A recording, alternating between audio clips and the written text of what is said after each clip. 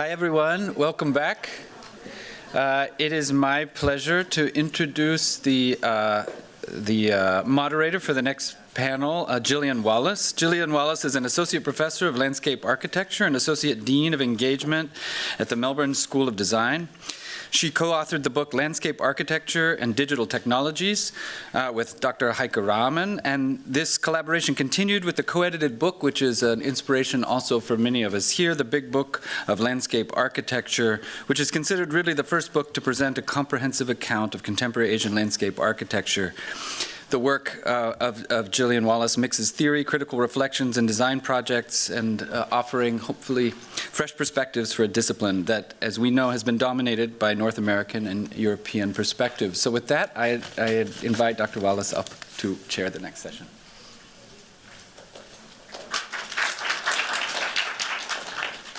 Thank you. So welcome to our second session, where we will explore how concepts of mountain and water shape the design practice of landscape architecture. Our panellists extend from Korea in the north through to Bangkok in Southeast Asia and down to Melbourne, Australia. During my work on the Big Asian Book of Landscape Architecture, I became particularly interested in the impact of cultural diversity on Asian design practice. Looking to Japan, the dominance of a singular culture offers designers centuries of shared cultural knowledge, tradition and craftsmanship to draw inspiration. However, this singular cultural position has come at a cost to contemporary Japanese society and its economic future. Moving into the fluid multiculturalism of Southeast Asia, design practice emerges at the intersection of rapid urbanisation accompanied by evolving models of governance and citizenship. Experimentation and energy are evident as designers challenge colonial legacies and introduce novel concepts of open space and nature into vibrant cities. As this session will uncover, these diverse political, economic and cultural contexts of Asia are highly influential in the way designers engage with concepts of mountain and water. And in this complexity can be found lessons for design practice in the broader global context. So let's meet our speakers. Heike Rahmann is a senior lecturer in landscape architecture at RMIT University in Melbourne. Her research and teaching focuses on innovative design techniques and contemporary urbanism, combining theory, technology and urban ecology. Through her work, she has established strong partnerships with industry, community and government in Australia and Asia, and especially in Japan, Korea and Singapore. She completed a PhD in Japan, which became the basis of the book Tokyo Void, Possibilities in Absence. She's co-authored 2 books with me, which have already been mentioned. And in what's actually our most recent collaboration, Landscape Architects as Changemakers, we have produced films. I know I've just made this about me, but she has produced films and a bilateral exhibition that explores award-winning design practices in Australia and Japan. The research provides a deeper understanding of how landscape architects operate within their own context to achieve outcomes that positively contribute to environmental, economic and cultural futures. Our second speaker, Youngmin Kim, is a professor in the Department of Landscape Architecture at the University of Seoul and the design director of Korean landscape firm Voraakhom. He studied architecture and landscape architecture at Seoul National University and earned his MLA from the GSD. Before joining the University of Seoul, he practiced with the SWA group and was a lecturer at the University of Southern California. Youngmin has led major urban design and landscape projects in Korea, including the Paris Park renovation, Gwanhwae Moon Square renovation, and the Administrative City Central Plaza.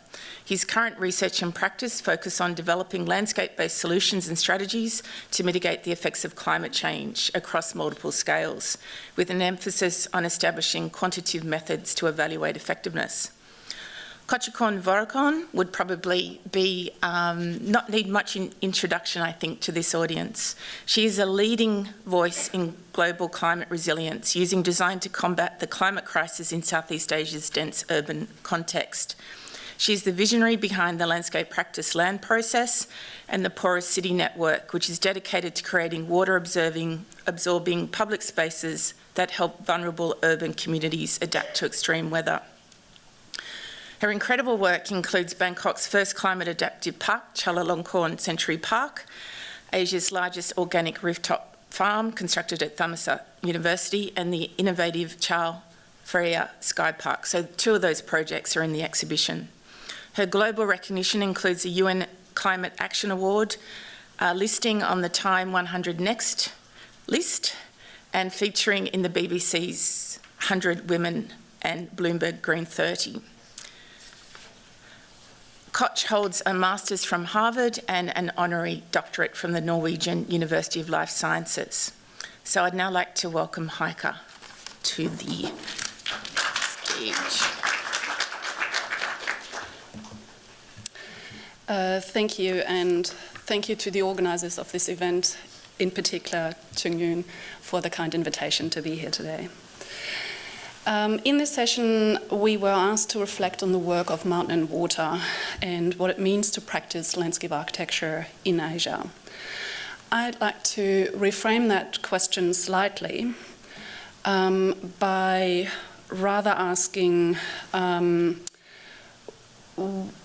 what knowledge, practice, and cultural intelligence emerge when Asia is treated as a site of exchange. And I think that's part of why we're here today, in terms of understanding exchange of ideas.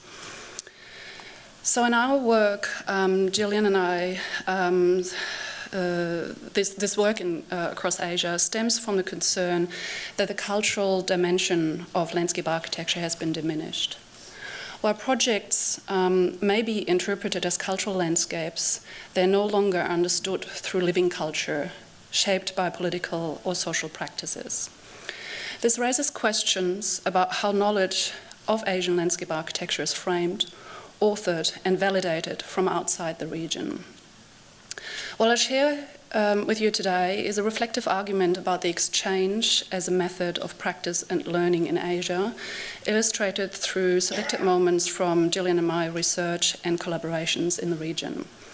Together, they point towards an approach that values cultural specificity, tacit knowledge, and learning across contexts. To understand why exchange matters, it is worth briefly naming the problem we are working against.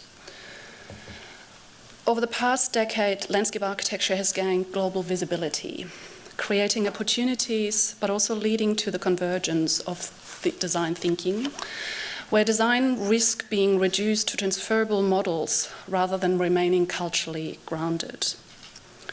A well-known example is Solo 1717 Sky Garden, celebrated internationally as Seoul's answer to New York's High Line. This comparison offered recognition and validation, but framed the project largely through a Western lens. Despite Seoul's Cheonggyechong restoration project, which we've seen in the previous presentations, predating the High Line and following a very different lineage of urban transformation. Global attention also obscured the key contributions of local designers and planners who shaped critical discussions well before the international competition. Our interest in Asia is shaped by our position in Australia. Historically aligned with Europe, Australia was forced in the late 20th century to rethink its position and place in the world and its relationship with Asia. Today, our cities are shaped by deep social, economic, and cultural ties to the region. For example, our largest immigration is now from Asia, with our major cities, Sydney and Melbourne, considered Euro-Asian cities. Yet, Australian landscape architecture in the 2000s was not particularly interested in its fast-emerging practice of Asian landscape architecture. So Jillian and I took this as an opportunity to challenge the profession, if you like, by editing a themed edition of the journal Landscape Architecture Australia, titled Embracing the Asian Century.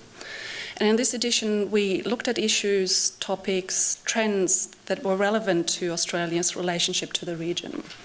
we began to ask what our external position might offer, not as authority, but as attentiveness. How might an Australian perspective help surface questions of authorship, exchange, and cultural framing that are often overlooked within global practice? What became apparent is a critical issue is how knowledge is framed, authored, and circulated. And with this, within this gap is where exchange becomes not just desirable, but a necessity. Working on the special edition inspired us to develop a larger book project. Instead of producing a survey of projects or national case studies, we aimed to create a space for designers to learn from one another across Asian contexts and without defaulting to Europe or North America for reference points. This led to a central question: if knowledge is shaped in how it is framed and circulated, how can exchange itself become a method of design research? This question shaped a two-day workshop we held in Beijing in 2019, kindly hosted by Konjung Yu, which brought together landscape architects and academics across Asia. Rather than imposing a predefined framework, we designed simple but deliberately unsettling exercises that emphasized exchange over explanation. One of the first exercises that we did and asked participants to engage with was to draw their understanding of Asia on a world map.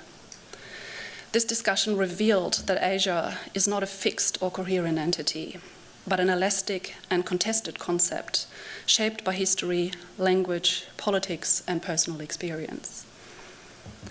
Participants were invited to present landscape architecture from their own cultural perspectives before collaboratively clustering influential projects without relying on Western framings such as typology and scale. This initially proved more difficult than expected, revealing just how deeply ingrained certain views of practice had become. Once these frameworks were suspended, new relationships and affinities emerged across context, not through consensus, but through interreferencing. This approach is informed by Japanese philosopher Yoshimi Takeuchi's concept of Asia as method, which challenges the tendency to interpret Asian histories and practices only through Western modes of modernity. Instead, the emphasis generating knowledge through shared historical and cultural references. The second session explored how landscape is understood across languages, revealing cultural lineages and overlaps, as well as the disruptive effects such as colonization. Interreferencing allowed designers to engage as peers, confronting shared challenges instead of representing national identities and traditions. By structuring the workshop around exchange, we turned dialogue into a form of research, revealing culturally specific ways of thinking about landscape that are often overlooked in the globalized design discourse. It also fostered an awareness of regional distinctiveness. Practicing in Asian context involves more than cultural differences. It reflects fundamentally different conditions. For example, varying states of state influences, or distinct traditions of public and private space. Reflecting on the workshop, we used interreferencing to identify three recurring modes of practice. These were sort of framing the structure of the book, continuum, interruption, and speed. In developing the book, we were aware of two limitations. First, representing Asia's culturally diverse landscape architecture through images and text just didn't do the projects and the ideas justice. And the absence of the designer's direct voice in understanding their techniques, strategies, and motivations. The Landscape Architecture as Changemaker project arose from this challenge. And while the Big Asian book focused on shared Asian sensibility, the Changemakers project explored the cultural juxtaposition between Japan and Australia. Grants from the Japanese and Australian governments allowed us to shift from print to audiovisual material, revealing how designers work within complex economic, social, and urban contexts. This approach emphasized what Michael Polanyi described as tacit knowledge, knowledge that is felt and practiced rather than easily articulated, one which reveals the intertwined relationship between built environment, culture, and ecology beyond pure rational thinking. The project paired 4 Japanese designers with 4 Australian counterparts, using the Japanese projects to challenge familiar Australian narratives, such as infrastructure projects of nation building, or even the focus on climate change projects, highlighting both similarities and contrast. For example, Japan's regional focus versus Australian very urban emphasis. For the Melbourne exhibition at the MMSD Design Deluxe Gallery, projects were displayed in dialogue. The size of the gallery allowed us to display these cultural juxtaposition in different spatial proximities, adjacencies, and across scales. The exhibition involved cultural exchange events with Japanese designers in Melbourne, which included curated discussions that explored practice, cultural identity across cultural learning. Later, the exhibition traveled to Tokyo's prestigious Kuran House, with discussions translated for a Japanese audience. Here, the content had to be reorganized, allowing each project to stand on its own. The project showed that cultural comparison and exchange can generate new knowledge. Too often, assumed commonalities, like climate change, flatten differences. Recognizing cultural distinctions, however, proves a productive force in uncovering new insights. Our more recent focus is currently on Southeast Asia, building on a close friendship with Singaporean practice salad dressing. The region is central to Australian national interests, but for us, its cultural diversity and the close intertwining of social and environmental life have refined our understanding of exchange. Here, practice is often less about formal identity and more about philosophical positioning, about how one chooses to work in the world. A compelling example is Malaysian landscape architect Seksan, whose work largely flies under the radar. His innovative Kebang Kebang Bangsa project is a non-for-profit urban farm, linear park, that addresses open space shortage, climate crisis, and food insecurity. The project began during the 2013 election as a small, unsanctioned planting campaign and evolved over 4 years to gain formal permission. Located right in the heart of Kuala Lumpur means it integrates into everyday life, educating communities about climate change and inspiring others to start their own garden, while it hopes to inspire shifts in planning laws and political mindset. Seksan also describes his approach as a third world aesthetic, not as a style, but as a philosophy, defying globalized norms. Resisting conventional professional or institutional frameworks, his knowledge is embedded in action that is informed by negotiating space and collaborative care. As mentioned, salad dressing has been particularly influential for us in understanding Southeast Asia. The exchange has continually challenged our own assumption about what constitutes a creative cultural landscape practice in the region. More recently, I collaborated with Salad Racing to explore their Square Forest project and ideas of rewilding in a Melbourne context, focusing on how biodiversity can be increased within limited space while bringing communities closer to the concept of rewilding. Our activities included engaging with RMIT landscape architecture design students, exploring speculative concepts of for Melbourne streets, and public presentations that situated salad dressing's work in the context of Singapore's history and policy development. This culminated in the installation of a square forest on campus. A community planting day then offered participants opportunities to gain deeper insights into their concepts and salad dressing's way of working, brought together by a shared interest in local flora and fauna. A panel discussion held as part of the Wild Hope exhibition allowed us to further explore greening and design strategies between Singapore and Melbourne, with particular attention to the culturally and environmentally contested concept of rewilding in Australia. I want to end by returning to the idea of exchanges method of practice.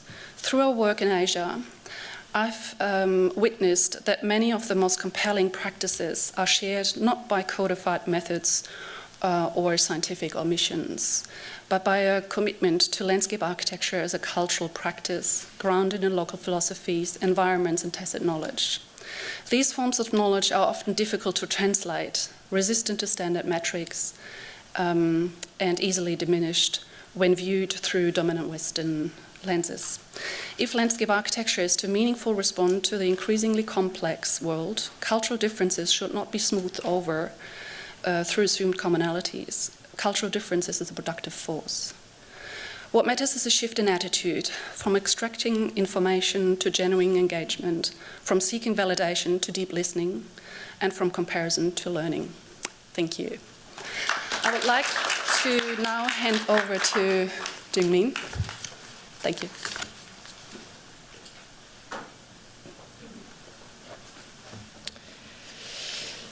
Okay.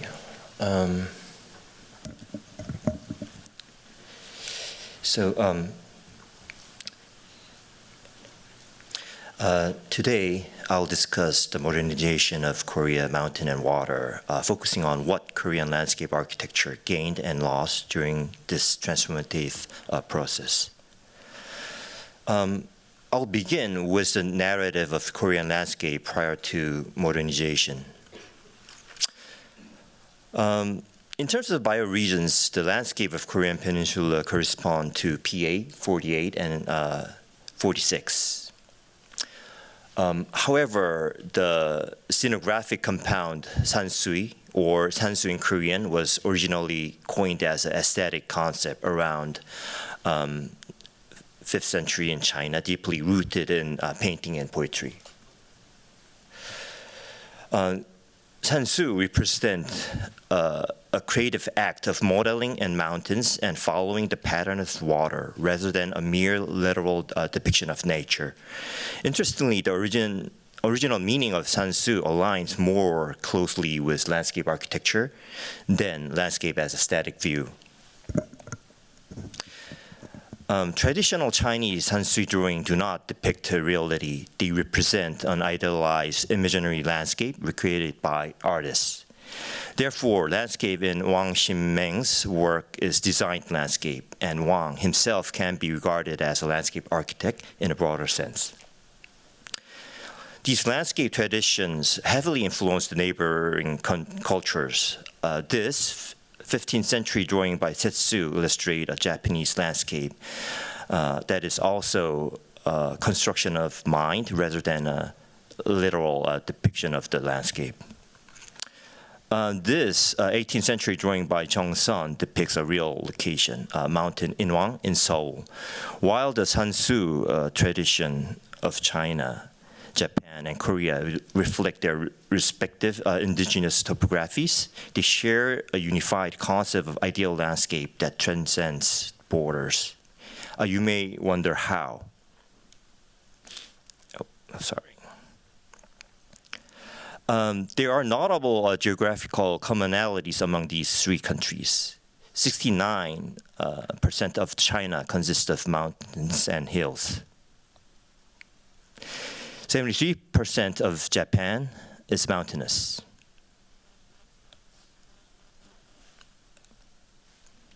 And 72% of Korea is mountainous. Yes, these three, all countries are mountainous countries.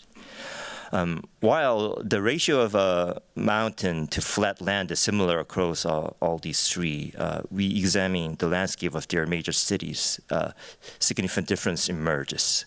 Let's look at the landscape of the three major cities, revisiting the slides. This is landscape of Seoul, please. And here's landscape of Tokyo. And again, the landscape of Shanghai. In these urban vistas, can you see the mountains here? No, not easily. Here, there's mountains, but yet they appear more than 100 kilometers away, a distant backdrop to the city. And so, the mountains are embedded in the heart of the city. It is really difficult to distinguish where the mountain ends and where urban fabric begins. In Seoul, one does not just look at the mountains, one lives with it. This diagram comparing the national size and the land composition helps explain these different perceptions of mountain and water. While China is mountainous, its population centers on the east coast are predominantly flat. However, in smaller country like Korea, mountains are unavoidable. No matter where you reside, you must live with or within the mountains. This proximity resulted in unique perception of the settlements. In Korea, the character dong signifies a town or village. However, in China and Japan, this character does not carry such a meaning. Instead, it typically means hole, cavity, or emptiness, rather than a settlement. In contemporary Korea, dong is the smallest administrative unit of settlement, while China and Japan use different compounds for similar units. If we analyze dong as a phono-semantic compound, it combines su, meaning water, and dong, meaning together. With these two characters, it describes a place where people gather together around the water. Traditional village clearly follow this typology forming around the streams. If the village is defined as a place where water is shared, then the basic geographical unit of settlement is essentially watershed. This concept connects people not only to water, but to mountains, as the ridge and valley are inseparable counterparts. This old map of Seoul illustrates this integration. The city is cradled by layers of mountain with settlements organized around the natural streams. This geographical understanding was not limited to the cities. These 19th century map of Korean peninsula prioritized the flow of mountain ridges and water system over roads or administrative boundaries. By contrast, these Japanese map of the same period, such as the map of Edo, which is Tokyo now on the right side, focus on land ownership, plots, and road networks. Let's move on to the next topic, the modernization of Korean mountain and waters. In the 20th century, the Asian nations underwent a process of rapid modernization, shifting away from their traditional paradigms. A commonality in 20th century Asian history is the presence of strong leaders who built the modern states from the ground. To understand the Korean modernization, we must examine the rationale of President Park Chung-hee, which on the very right. Interestingly, Park could be considered the father of Korean landscape architecture. He not only established the profession and its academic discipline, but also personally proposed planning schemes for major projects. These images looks like American Midwest or the mountains of Syria, but this was a barren reality of Korean landscape at 1960s. The park's first priority was reforestation. This was not a pursuit of the beautification of the land, but a desperate task for national survival. Barren mountains led to soil erosion, devastating floods, and landslides, and deteriorating the agricultural productivity. The second pillar of modernization was water resource management. These photos of Han River during the 1960s look romantic, but the city suffered catastrophic flooding every summer. President Park launched the national-wide river reconstruction project that spanned 25 years. These projects completed just before 1988 Seoul Olympics. This resulted in the canalization of major rivers.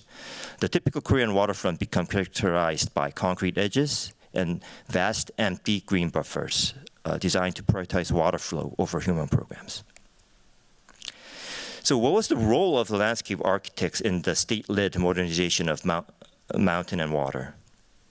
In 1972, Park sought the advice of Oh Hee-young, a graduate of University of Illinois, to establish the field of landscape architecture. Within the 3 years, the legal and educational frameworks were in place. Why was Park in such a hurry? As he moved to the next phase of a national land development, Park faced a dilemma. His infrastructure projects were destroying the very mountains he had worked so hard to reforest. He needed a way to mitigate this damage while also restoring the historical sites and developing the tourism industry.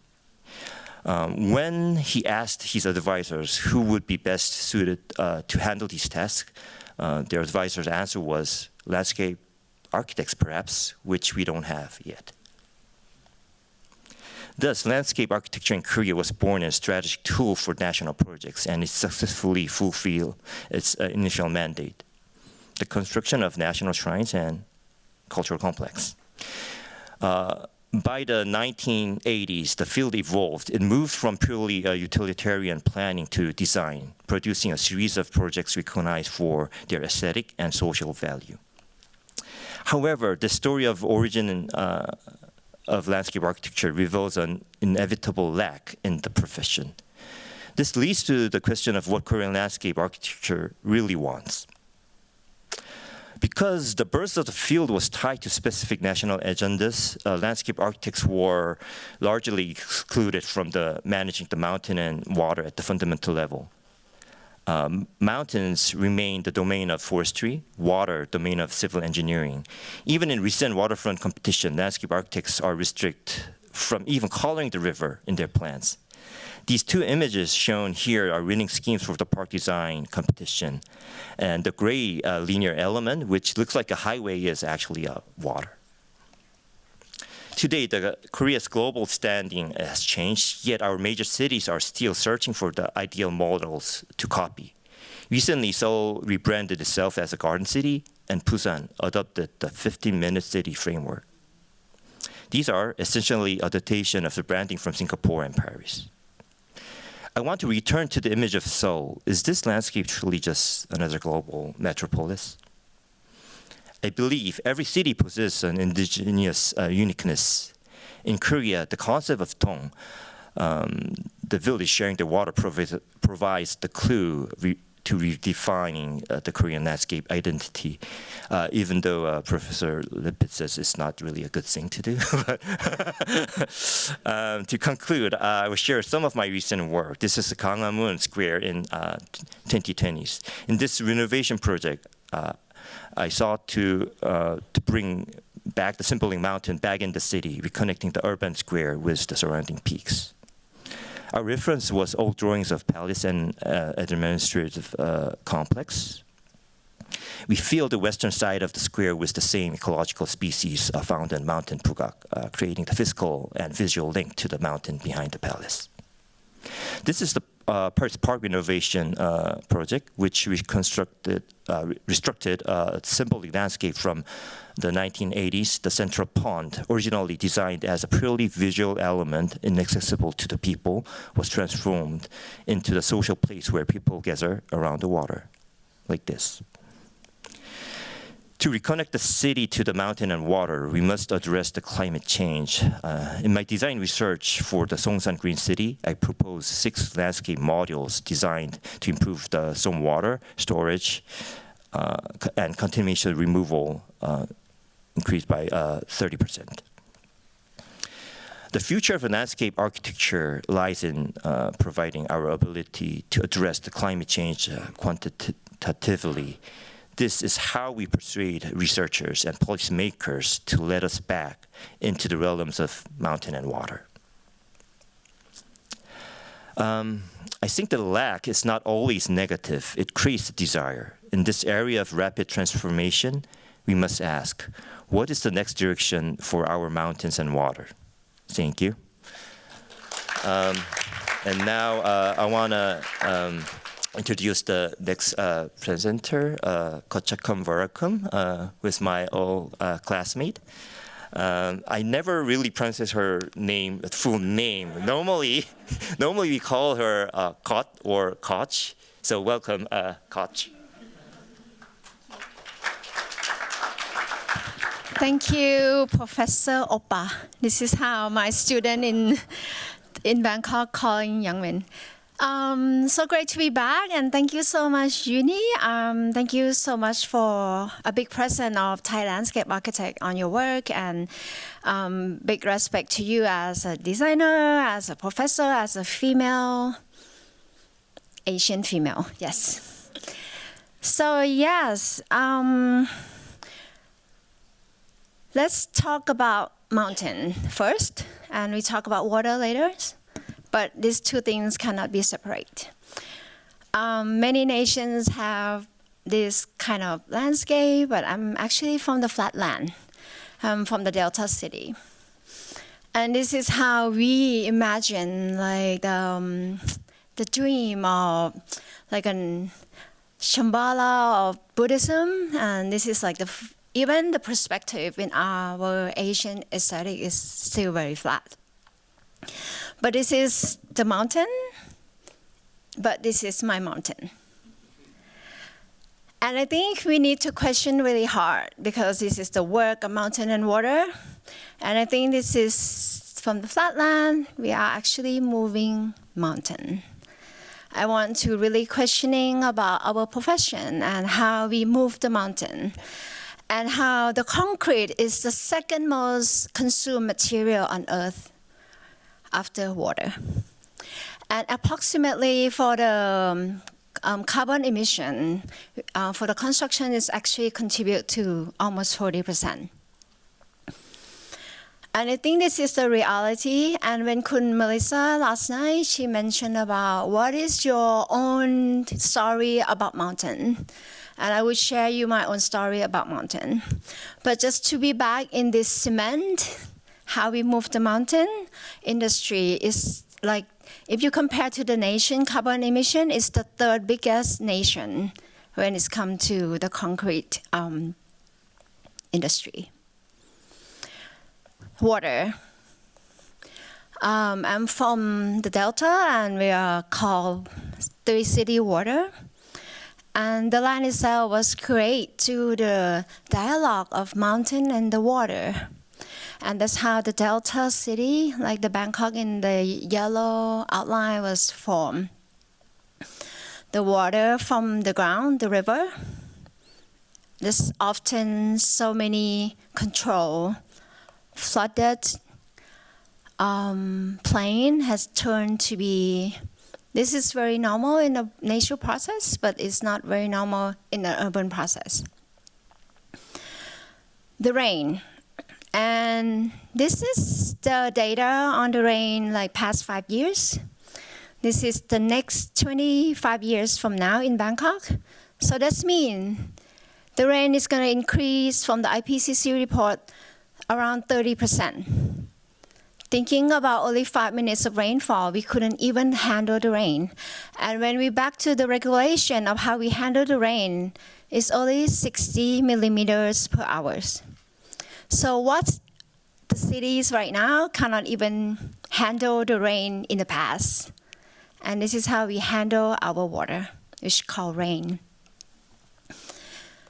The sea, when it's come to the sea, this part of IM12, am I correct, Professor? Yes.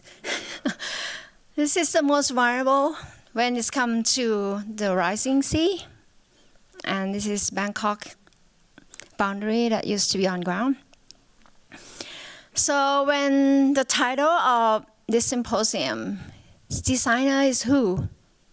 and alter. How do we alter our landscape? And I really like the words adapt or die to my situation. And I will go through quickly what I have altered, not in the detail. We can see in the exhibition. We alter the flatland. We do by flipping the park, tilt the park, and collect the rain, which is Chulalongkorn Centenary Park. We alter the buildings. Why can't you be like mountain? Because you are part of the mountain. We put it like rice terraces, so it can slow down the runoff, can produce food, and be a public space for the enjoyment. And this is our younger generation of farmer. We alter the waterways. This is in the past. This is in the present. This is the center of Bangkok CBD, and Anita was there with the students to this project. And this is the first park that was a canals that become a park. And we have more than 2,000 canals in our city. That's all sewage. So we alter the waste infrastructure. This is very classic infrastructure in my city and maybe in your cities too, that when they construct something and it's never happened, like the train never arrived. So we alter this big infrastructure into the city. Public green space, very small but very meaningful one. So now this is the hardest one that we just accomplished, alter the government. Because just the drops of rain from the sky to the ocean sounds very simple and very poetic. But it's have to pass 50 departments plus of the water control. And they all have different meanings of water. And we actually have it done in physical. First thing I was wondering why our government have to look like this. We're talking different language, we're coming from different part of the world, but our government physical building, physical appearance just look like this. And this is what they call landscape architecture in front of them. Potted plants. This is the version of Thailand, the biggest government complex. And it's 50 of them working together. And this is how we get to the government. No public transportation, no one use bus in my city. And when it's really like want to like welcome to the Grandier landscape, this is what we approach, the sea of cars. So we master planning with them 6 years ago, and now everything's complete. First thing, we have to connect the whole complex to the SkyTrain, which just arrived last year. So we create this line to connect the whole complex of 40,000 people with citizens and officers with this SkyTrain. So they have a choice. And our concept is retrofitting nature into this complex. So when we retro this line, this is used to be a very hidden place in the government complex, which is car parking. It's like gold. No one want to give up. And this is have to turn to be a new phase of how we approach government. And this is what it looks like today on top of this old infrastructure. And I just want to use a lot of this femininity into this design of very bureaucrat formality. And this is how we welcome people with people, rather than why the government have to make us feel so small. And I want to celebrate the rain, the water. So everything was relating to the drainage. I put it gold. So people know that this is something valuable. So all the rain chain was in the park, how the people flow. And we alter the facade of this concrete mountain to slow down the runoff with the green. It's not just a parking space, but it's a big sponge. On top of the roof, we put urban farming, we put solar roof. This is what government pledged all of us to do, like net carbon zero in 2050. But this is the first time they have been a great example to all of us. So this is just one step. We go further with another water. This is the huge, I think it's the biggest, I'm not sure, maybe we compete each other in Boston, the big one. So this is like the shallow pond, the aesthetic of the government. And it's actually on top of, this is 5.5 acres. This is huge, and they want to feel like grandeur reflecting this big building. But this is the reality of the beauty of water when it's low maintenance and never and leak all the time. So after 20 years, I think there must be new aesthetic retrofitting into this government complex. So we retro the green, where people can be part of the government, and also circulate the water and cooler the building from the skin. So the concrete will give you more heat. The shallow pond will give you the better cooler, but the best one is the pond with the green. So from this, the most hottest, this is the better version, but this is the best version. And we turn these connectivities into, from this, we turn it to the feed space. So we underpass this road, which is a crazy idea that we can convince our government, which is 50 of them together, never talk, working in silo, like, hey, come on, we need to talk, and we need to walk, connect to these two buildings, which is 10,000 people working on each building. Let's talk and make this work. And I was so honored to be part of this process of how I retrofitting the nature with my own government and making them human again, making my government more humane. And I think this is the most difficult altar ever that we have succeeded. And when it's the flow of the people, I give it gold.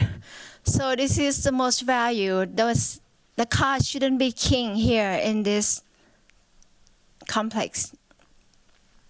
So from this, we turn into green, and we succeed to adding more 4 times. This is a fully built complex for 20 years.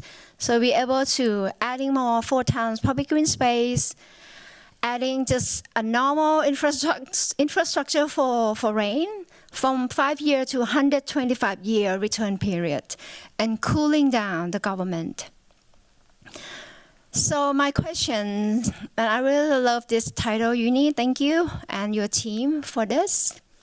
Designer of mountain and water. Are we able to claim that?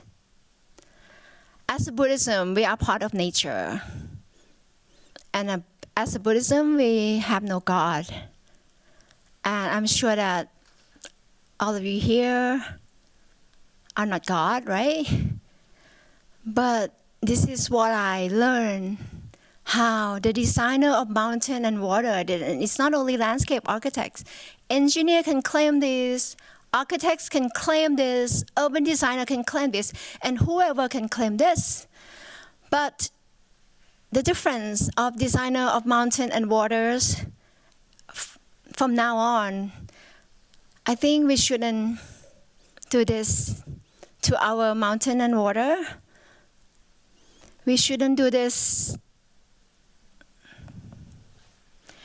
And this is the carbon sink machine, sucking the carbon into the ground. And I think if I want to be part of the work of the mountain and the water, I think we have to choose very wisely. Thank you.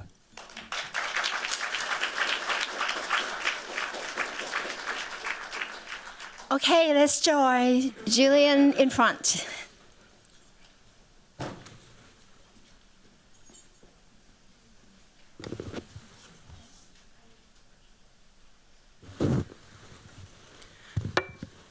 I think you'll agree that that set of 3 presentations offered us a lot of inspiration. And it's fantastic to see the work that is emerging from Seoul and Bangkok, and also to hear about how, if you are living outside of the Asian region, how can we actually engage to understand better and also learn from. So for me, as you can probably tell with the work that Heike and I do, culture for us in the Asian context is the magic ingredient. All of these things that you are talking about, Kotch, whether it be from Buddhism to particular types of government, these are the things combined with the physical environment, the ecology, the mountains, the water, that makes landscape architecture projects in Asia so fascinating for us. And also I think what has drawn us to Asian landscape architecture is not just the work, it's actually the people. So it's people like Kotch. It's the passion of landscape architects where the discipline, well, the profession is young. I would argue that many of the concepts are old, but it's actually the commitment of the landscape architects emerging in Asia, which is also making it such a fascinating topic to understand. Now, I think this is really important because I think we are seeing increasingly landscape architecture described through the language of science or problem solving. And we are just not understanding what's really going on because it's quite a reductive discussion when we push it through that lens.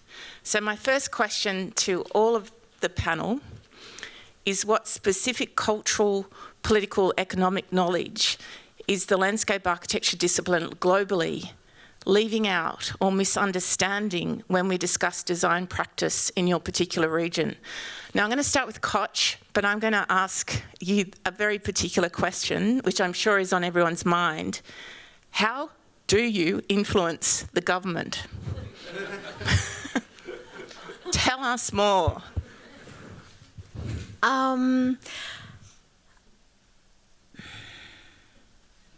Yeah, how can I? Yeah, I think this is,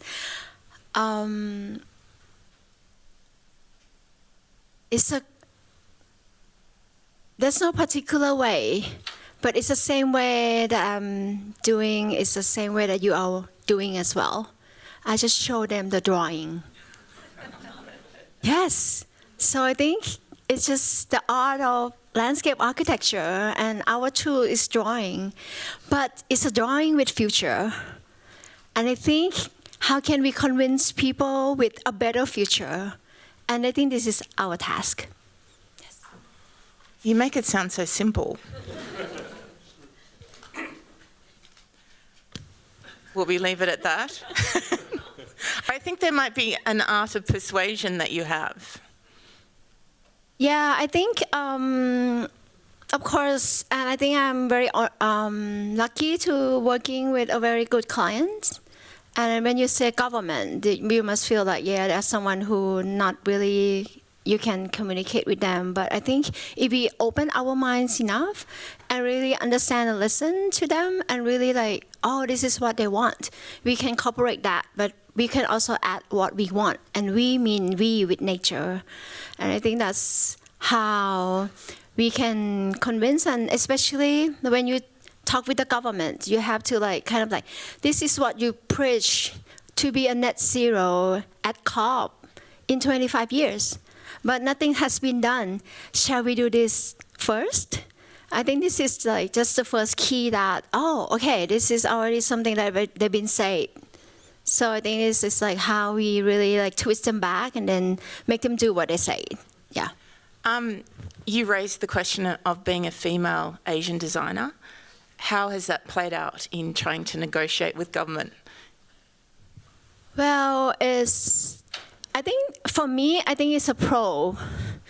Because of course we are in a very male dominant, and government, most of them, maybe all of them, like are government, like no, are male. And I feel that when I talk to them as a female, they don't feel like they're threatened by me. So I just feel like we can corroborate and we can help. And I just talked to Professor Park, and he said, and I agree that we are the profession that make the politician or make the government relevant and make them re-elected again with our work. So how can we make them cutting ribbon every day? This is not a bad thing. Working with government, you have to make them do their job and cutting ribbon, make them open.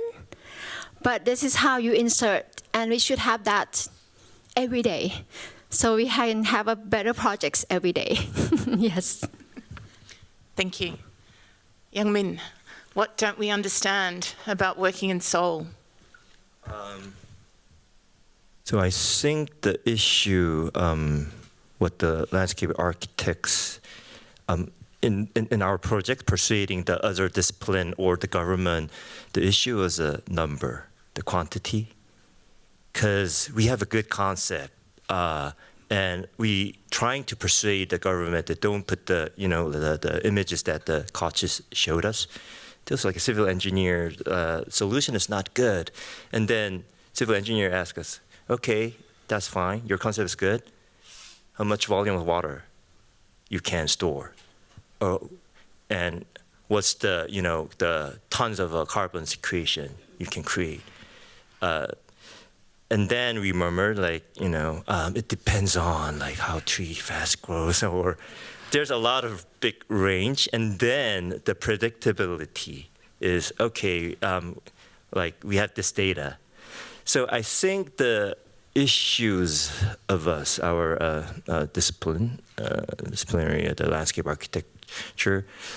In Korea, for example, we're fighting with the roof. Hey, we should put the green roof, and then the architects say, no, we should put the solar panel. It's kind of zero-sum game. It's amazing that you put together, but in Korea, sometimes, because of the sun, it's not really workable. Then we should persuade them by numbers. So in these days, when I'm teaching my students, I always I combine with my design studio about the quantitative analysis. Of course, we're not the expert, but we can make those enemy. I don't want to call them enemies, the engineers.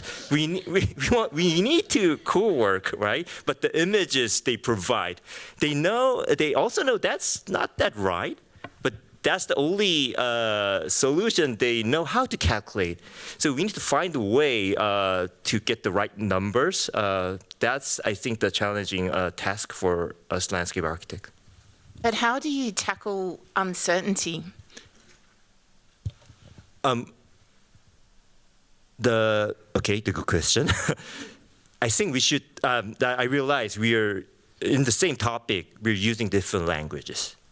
We're using the languages of aesthetics and the social like goods, but they're talking a language with same like wetlands or canal or river with the numbers and quantity. So if we bring the numbers to our aesthetic or design, I think they understand and they are persuaded. So I think maybe the learning the language of each other, that's maybe the key. Heike, you can talk through your experience in Tokyo. What are we not understanding about design practice in Tokyo or Japan more generally? Oh, difficult question. I think for me, the conversation around government, our engagement with clients is an essential one. So the work across, putting that one out a little bit broader, framing it through sort of that idea around Asia, because from a Western perspective, there's usually a very governance-centric engagement with public space, for example, or agencies for landscape architects to get involved in city making. Across Asia, you get different influences of governments. You have very strong governments, like in Singapore, really heavy-handed, driving a lot of policies and driving good good intentions, that set the scene for what designers can do. Then you have Bangkok or Thailand in general, which is like, I don't know how to describe it. Very strong as well. Very strong, Yes. but very Thai. So it's very, very different in that context, where it's more fluid, it's very chaotic, as far as I understand it. Then you get a very heavy-handed government in Japan as well, but yet again in a very different setting that to what I've experienced in engaging with practitioners there is limiting to the degree where designers have to find a way not to engage with government in this way, but find projects through other agencies, through whether it's with big corporations, or whether it is through working with small incremental changes in the city by working with communities. And that becomes much more meaningful sometimes than working through government structures.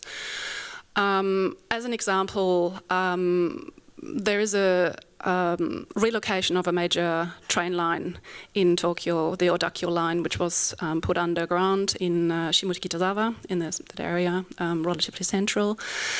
And part of the land belonged to the Odakyo Line Corporation. The other part of half the line was belonged to Siragaya Ward, the local government. The strategies in which this park, linear park, could be approached was very different depending on which government site you were sort of after, in terms of what you could actually put forward as something that is challenging new ideas about landscape practice, both in terms of community, but also in terms of planting design and all these kind of questions that are at the forefront right now with us. So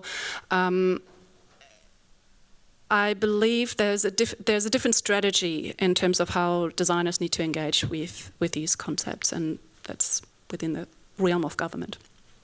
Yeah, I think this discussion really points to, if we look at a project in a journal or in Design, and we're just looking at a couple of images and a piece of text, and increasingly that work is PR. You know, we're in a world of how design is it's a business. So I think what this panel is really pointing to really understand our practice, to really understand what is going on in the skill of the Asian designers, is that governance and also modernity, they're so different in all of these contexts. So you're ranging from Seksan working in Malaysia, who's basically guerrilla. Weak government means you just go and do it and you ask for forgiveness. And then you go to the other end in Japan, and I suggest you probably would not use that tactic for various reasons. So I think it's pointing to why we need to understand these bigger cultural, economic, political contexts, because the work of the landscape architect isn't, in your case, we could look at your work and go, look, she's doing a green roof. But in actual fact, the real work was done before that project. You know, that's a great outcome, but, you know, that would be years and years of tactics on how do we even get projects in cities, particularly in the Southeast Asian context, where open space is new, and you already have an incredibly dense city, which is so different. I mean, obviously Seoul has open space laid down, but also has that very interesting connection between mayors and politicians being the ones that are actually advocating for landscape architecture. So it's a political stance, as you're saying, that actually created the profession. So I think there is just so much knowledge about landscape architecture that is sitting in Asia, but the way that we talk about it globally is so reductive. We are doing ourselves a huge disservice. We are much cleverer, I think, than what a lot of our journals and books are suggesting. And I think the other thing about that too is that the use of English diminishes what's going on. So obviously having to produce your work in English and the questions of translation are also, I think, problematic, is that we're taking Asian work and putting it through a whole other language, and it flattens it as well. Now, my second question is, now that we've sort of established a little bit about what's going on in these contexts, if we think 10 years on, where do you think the next areas of landscape architecture are going to have impact in the Asian region? And you can define Asia however you want. Where are the new areas that might be emerging? So we might start with Youngmin. Okay, I didn't expect that, but Keeping you on your toes. Interestingly, Jung-Yoon's built this like a topic about mountain and water, which is the concept from because East Asian culture. Of course, it expanded to the Southeast Asia, but where to expand? The Harvard GSD is a global kind of school, so you can go everywhere, especially the United States. You can go everywhere. But I'm working also with the government, Korean government, to help the other developing countries. And the reality is that there's not many room left, because in Southeast Asia, there's already a presence of European and Australia, of course, and also Japan. And so there's not many countries that Korea, it's kind of weird that, oh, we want to help you, but no, like already Japan is helping us or China is helping us. So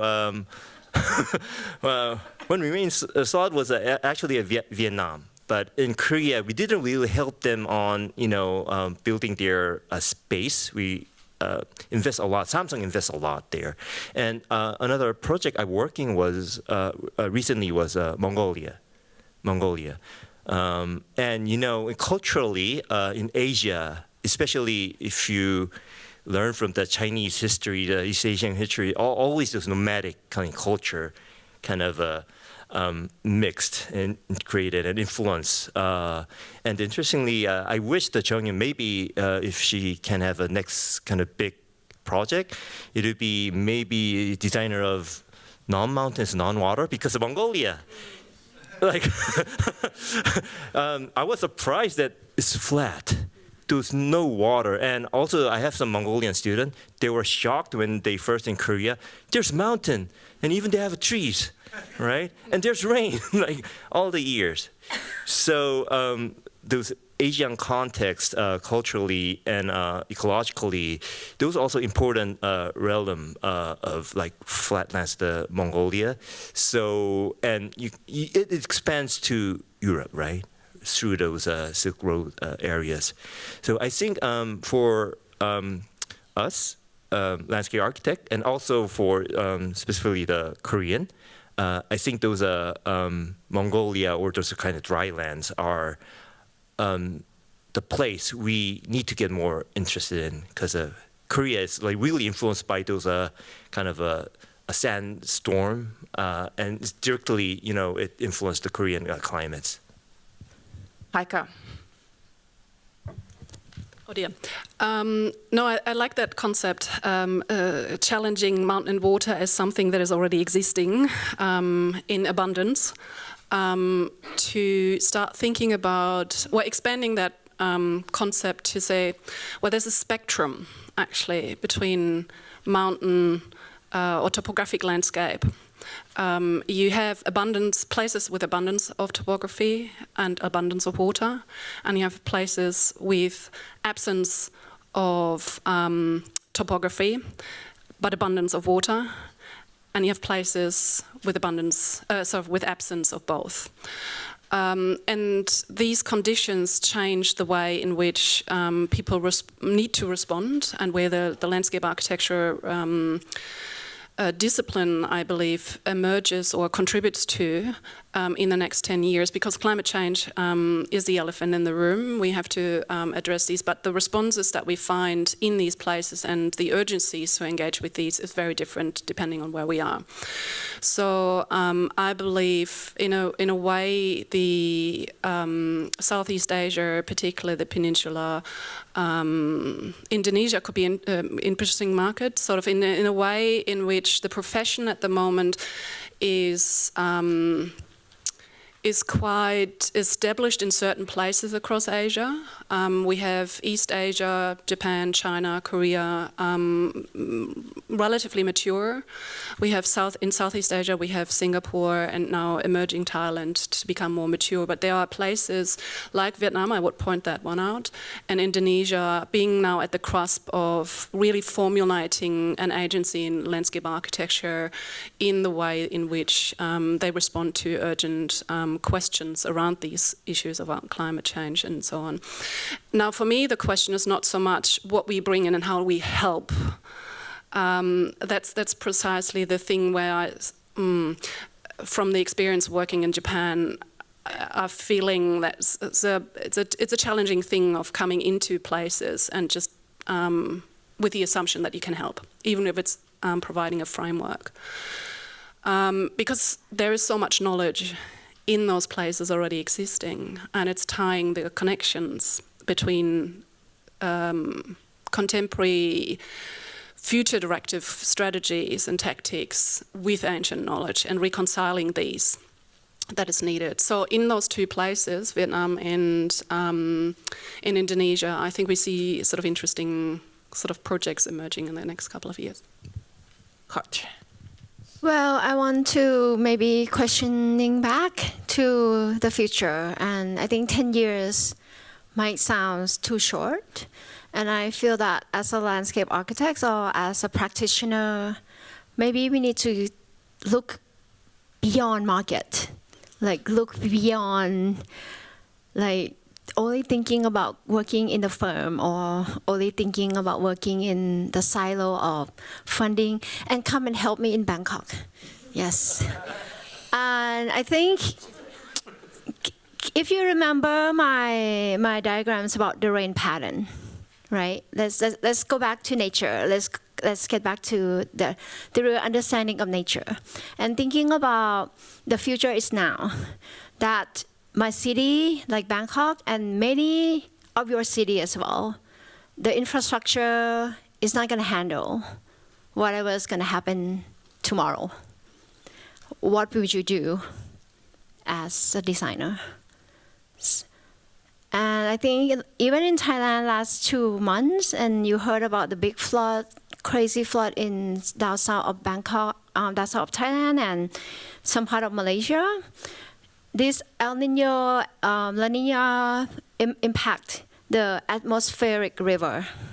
What does it mean? It means like it's a big rain on top of us, like another river pouring down, non-stop raining for 7 days. I'm not even talking about year return period. I'm talking about the rain that's shifting the pattern. What is your job? So much to do, right? It's such a prosperity work that we can just do so much. And I just feel that the future is actually now. And we don't need to look too far. And don't follow our generation designer pattern that we need to work in a firm, we need to go into this international organization, work in UN Habitat. It's about to be bankrupt because UN was withdrawn from the annual fee, right? So I just feel that it's so exciting. Yes. You're so positive all the time. So negative and then positive. Yes, exactly. So that might be the, it's the balance. Yeah, we need a balance. Yeah, but I suppose it does actually bring the question on climate change, and also some of these questions that Gary's been asking about generations of students and how they're feeling about things. I think it is important to recognise that there are winners and losers in climate change. We're not all experiencing it in the same way. So, for example, we've just come from 45 degrees Australia, we are frontline climate change. 50-degree days will become normal. You obviously have a bit of a problem there with water. So I think, coming to the question of where the next generation sits, I actually think it does come from, it is influenced by where you live and how extreme, how climate change is actually affecting your life already. So I'm assuming that, the generation growing up in Bangkok, are sharing your values? I don't really question about the ambitious and the goodwill that younger generation have nowadays. But in the other way, I just wondering how can we implant them with like empathy, patience, hardworking, because we still, whatever, I want to conquer the world, I want to fix Bangkok or your country, your city, but we still need to deal with government. And they're not change quickly. Next 10 years, there will be the same protocol, right? And I really like your first question, and I think I missed the point that even you see the catalog of this design or just very beauty picture of my projects, which in reality might be different, I think we need to questioning hard in the sense that that bridge took 2 years to find out who owned that structure, why Centenary Park is not square, why it's L-shaped, why we have that much money to build that building rather than the park itself, why it has to be on the roof. All these questions will lead you to the reality. And my concern is how can we teach the younger generation the reality and how to deal with that.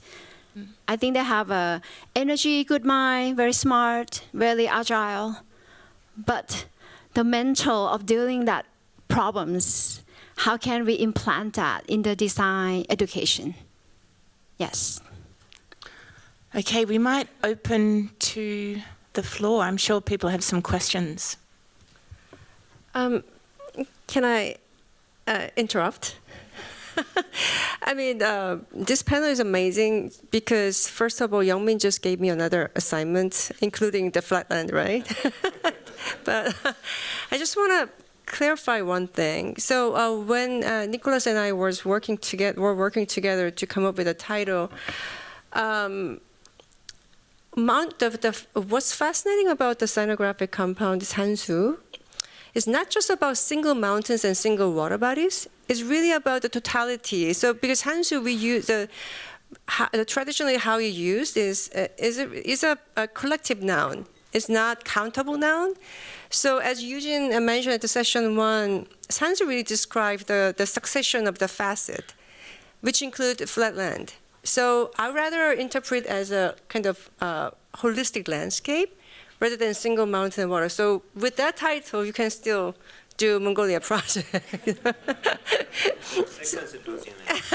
Sure, but I need approval from my senior faculty, so that's something that we can discuss later. But I just wanted to mention that. And also the point about Kotch's lecture, which is amazing as always. The disciplinarity. Who's the design of the landscape architect, right? I mean, the simplest way will be, this is another way of calling landscape architect, of course. We consider ourselves as designers of mountain water. But then, because it's such a small profession, right? The landscape department is also the smallest department in the GSD. We need to open up, right? Then we can include more. The same thing when we are conceiving this symposium and exhibition, by locating Korea within bigger context, we thought that we can do more. So I think you're very correct. That's why I didn't include any disciplinary term in this title that suggests designers of mountain water is only about landscape architecture. But by that way, in that way, we can actually do more. As you mentioned, we just have a lot of work to do. So thank you very much. Thank you. I'm going to open up this to audience.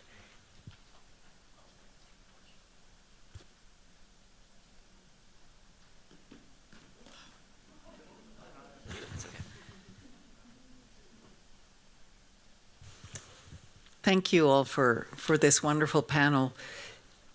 all of you were educated abroad. And you've gone, in your case, to your own country, and in your case, to an adopted country. As you mentioned, the GSD is an international school. How can we do better? What did you take away from the GSD that is still with you? And what have you transformed or rejected? And what is that future? We need the richness of the thinking of our international students. After all, design is about exchange. So how would you describe that exchange in the spirit of your presentation, Heike, and the fact that you're educated elsewhere and then landed elsewhere, as did I, by the way. And how do we think about the future of our students in relationship to that?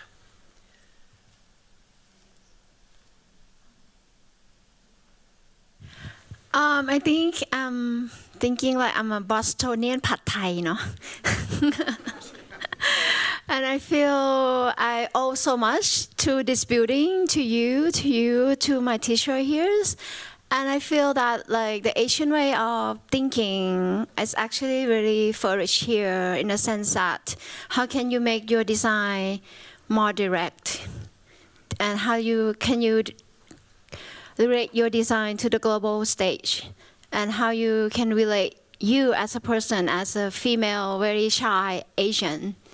How can you embody that and become the designer that you're supposed to be? And I think those 2 years at GSD is actually a great transformation for me.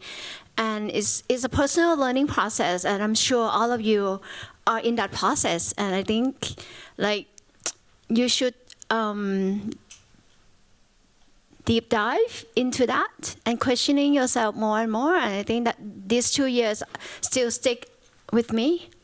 And I think what GSD leave with me is still the belief that I'm a leader.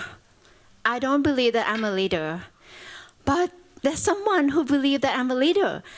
And when you come back, they still even believe that I'm a leader. And I just like, oh my goodness.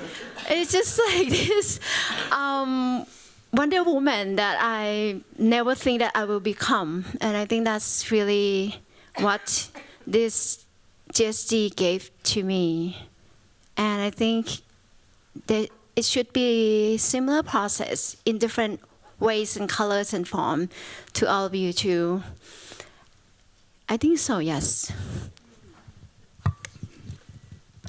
Wonder Woman. Just accept it. From my own experience now working also in Australia, so I can't talk obviously about GSD, but we have similar questions that we raise. So we have a lot of international students coming to Australia, Australian universities, and the question really is, what is the type of education that we provide them with?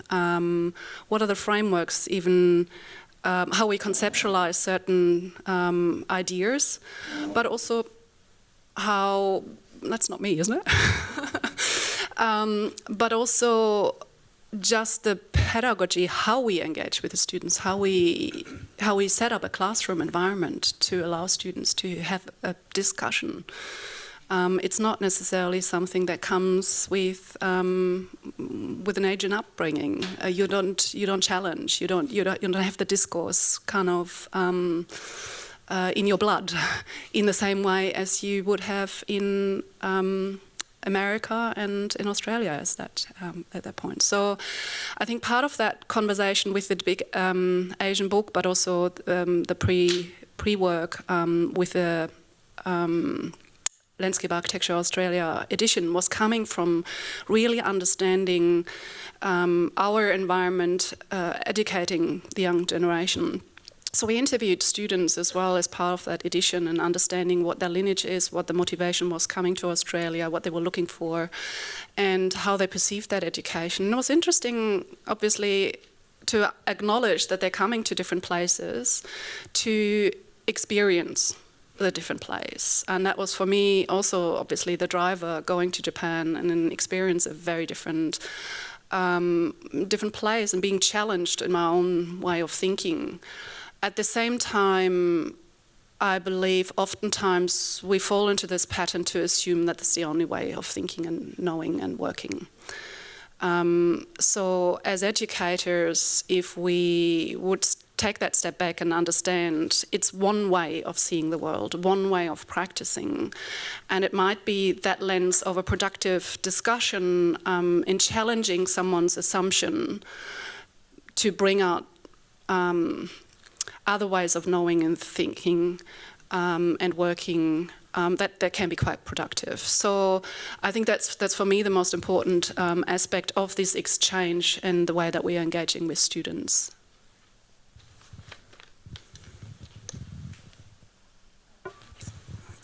Can I follow on this question of education? I know this is a panel about practice, but I think the arc towards education is significant. The presentations were really fantastic. Thank you. I know the tradition at RMIT is so strong, especially on research and pedagogy. Bangkok has 2 very strong landscape architecture programs. They are practically freestanding or associated with design and architecture. And there is a phenomenal culture of landscape architecture in Bangkok. You feel it. You said chaos. It's chaotic, but you bring those landscape architects together and they all know each other and they are but pals. And you know, Kotchakorn studied here, got his degree in 1969, went back to Chulalongkorn, and he brought part of GSD back with him. I think we all know that. And we have just had an incredible relationship ever since, which is really interesting. And I think the preparation of the students from Chula who come here is phenomenal. I don't know Seoul so much, but I do know there's a strong landscape architecture community, and we see extremely strong students from Seoul as well. I think Japan needs to be reformed in this picture. And I know that, you know, to become a landscape architect in Japan, you are largely associated with a school of architecture or of engineering. Culture of architecture is super strong in Japan, has been for so long. Culture of engineering, because of the vast kind of infrastructure building that Japan is known for. Even strong firms are inside engineering firms. Heike, what do you say about this? I mean, what could change so that there would be a stronger foregrounded culture of landscape architecture? We have amazing designers in Japan. But maybe I'll just ask you the question, am I right that it is almost hidden? It certainly is. I'm just looking at the time, sorry. So I try to be very brief. Yes, you're right. They're amazing designers.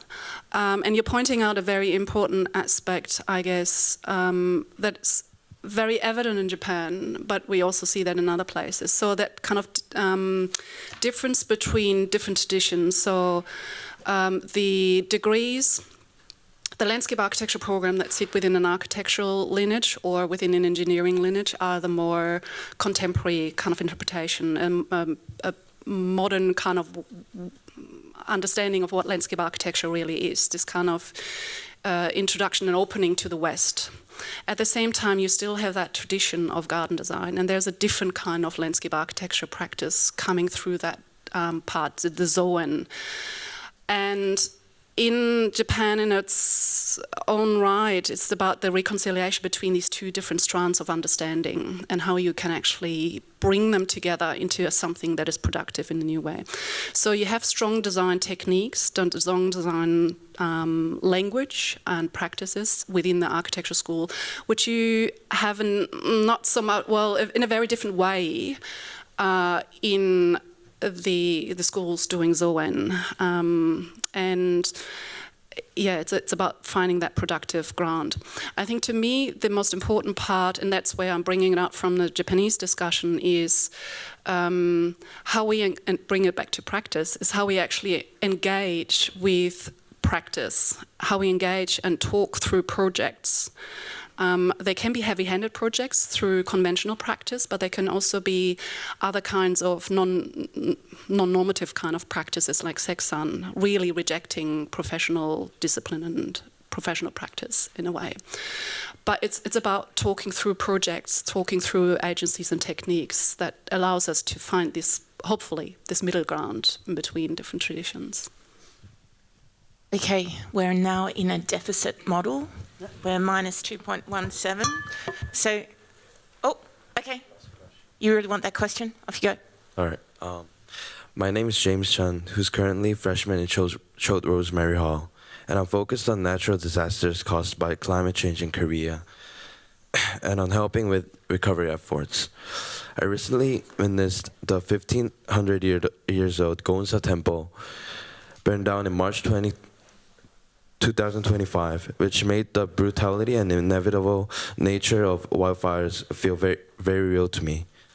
After seeing these wildfires, I felt that as a Korean citizen and a boarding student, I should try to do something about the growing threat of natural disasters. And Professor Kim's presentation showed how urban and environmental systems are deeply connected and forests, cities and cultural heritage sites are deeply embedded within the traditional landscape of sansu in Korea. Given that design emphasizes the interconnected systems, and do you think this framework can go beyond explaining these connections and actually inform concrete wildfire prevention strategies in contexts like Korea? In other words, can this way of thinking meaningfully shape real policies such as urban planning, forest management, and early warning systems to reduce wildfire risk in forest-urban landscapes? Okay, so because of the time limitation, I'll give a brief answer. The issue is we are living in the era nobody really expected. So when the President Park Chung-hee, he set the landscape architecture, he didn't really thought about the climate change issue. And you see now the Korea, the mountains are full of green. It's not barren, but these days now we have a wildfire and also the flooding issues that coming up. We saw it we solved it with the concrete channel. So I think those if we it's good to connect with our traditional concept, but that's I think the key. We cannot just bring back because they didn't really expect these kind of changes. So I think the solutions are open. So as a student looking for the future, you should collect all the resources you have. It can be like history, it can be technology, it can be AI, and just face with the changes. That's the answer that I can give you. Okay, on that note, I think we can thank our panel.